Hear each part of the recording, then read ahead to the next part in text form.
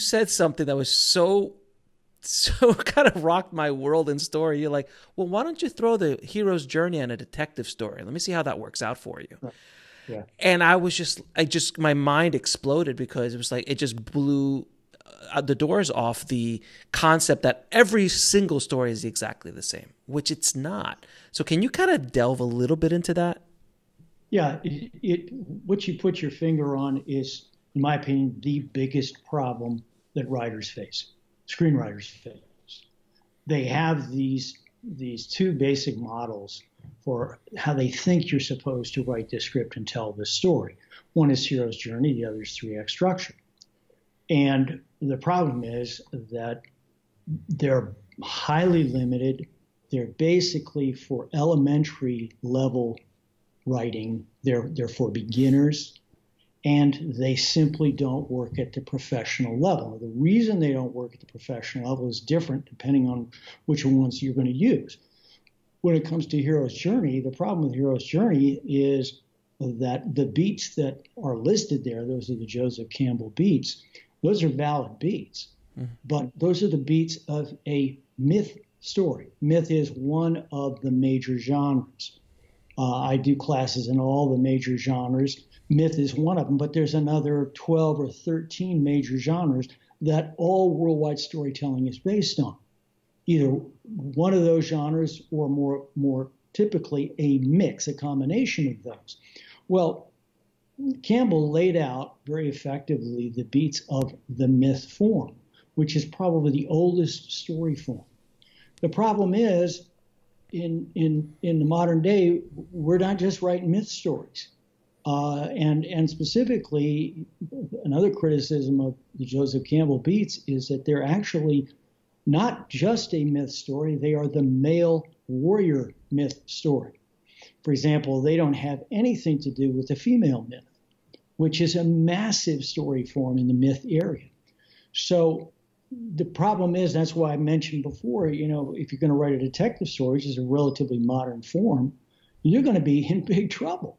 You're going to write yourself into a hole really fast. Love story, crime story, fantasy. Fantasy has certain connections to myth, so you won't be as big a trouble if you do it with fantasy. But even there, the story structure of myth and fantasy are fundamentally different. They're different beasts. And so if you're using a structure for myth to write a fantasy, it's going to take you down the wrong track. Now, when it comes to 3-act structure, that's an even bigger problem. Because 3-act structure, at least with Hero's Journey, those beats are valid. Those actually will tell a good story in the myth area. But 3-act structure is nothing. There's nothing in it. It's simply a way to break a story into 3 sections because it appears to make it more manageable. But really all it does is give you guideposts. When you say, I'm in the first act, well, you're in the beginning. And if I'm in the second act, I'm in the middle. All it is fancy words applied to beginning, middle, and end. And what I've always contended is it doesn't do anything for you in terms of creating a story. 3-act was really invented by a story analyst looking at a script after it had been written to try to see if he could figure out what was happening at each step of the process. Reverse engineering. Exactly.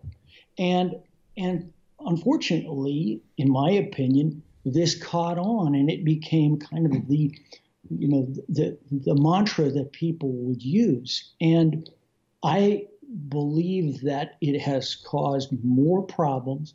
It has killed more writers, writing careers, than any other single element in story. And that's why I've been so, adamant about over 30 years that I've been teaching story, that it's fine to start with it. That's great, because when you're first starting, you don't know what you're doing. It gives you a little confidence. It gives you a sense of, I can at least divide this. These events are going to happen in the first act, and this will generally happen in the second act, and this will happen in the third act. Well, that's helpful. But what I always then say is, now you got to move beyond that, because the professional storytelling, especially in screenwriting, is so much more advanced than that if you're relying on that and you think that you have now learned how to structure a story, you're dead. You're absolutely dead. I've had the privilege of interviewing a lot of big time, very successful screenwriters on the show, and I've talked to them sometimes on air, sometimes off. But from what I hear, like I love talking about the hero's journey and all this kind of stuff with them sometimes, and they say a couple of these, these are $1 billion. I call them $1 billion screenwriters because they've worked on some very big shows, and they go, "Look, man, you can." After the fact, you can slap anything onto a story as far as structure is concerned. I can make it look like a hero's journey. I can throw 5 acts on it. I can throw 4 acts on it. I could throw 6 acts on it. It's just kind of like you're trying to it's not what started the process, but you can slap whatever shell you want on it after the fact. And the problem is that a lot of screenwriters think that is the only way. And like you're saying, early on, it makes a lot of sense. But when you start getting into some more advanced storytelling, more advanced screenwriting, it's not just the simple 3-act structure, even though you can apply that onto it. Yeah. Like you can apply. What I always tell people is they say, well, John, I applied it to my script, or I applied it to Raiders of the Lost Ark, or this movie or that movie, and it was there. Mm-hmm. And I say exactly what you just said, which is, you can divide anything into 3 parts, right, or 4 parts, or 7 parts, or 10 parts. You're taking a pie and you're just making more slices. That doesn't mean that it's going to give you any techniques or tools to create the pie in the first place. And that's the big distinction that people have so much trouble with. And so hard to get them to go beyond that in order to really become a craftsperson at the highest level. And that's, again, what we're all talking about. What we should be talking about is, how do you write at the level that can get you professional work? And that means you got to be really, really good at all of these skills of story, including character, structure, plot, theme, symbol, and so on and so forth, that 3-act doesn't even touch.